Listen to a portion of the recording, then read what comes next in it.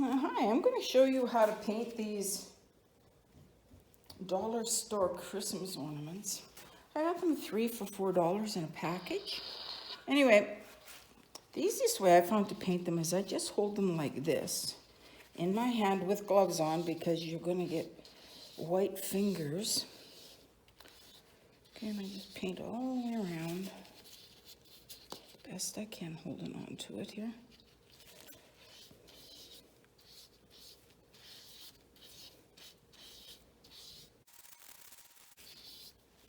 I'll put it on my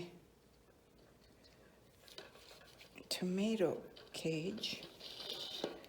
Now I'm going to hold the bottom and I'll just give it a quick to make the seams all nice and smooth as I can again. I'm just going to hold it and paint from the top down as much as I can right to the underside.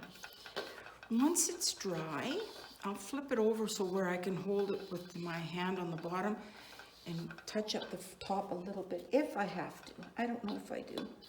Now, I'm not sure if these are going to need a second coat or not. I won't show you that if we do, but just to let you know.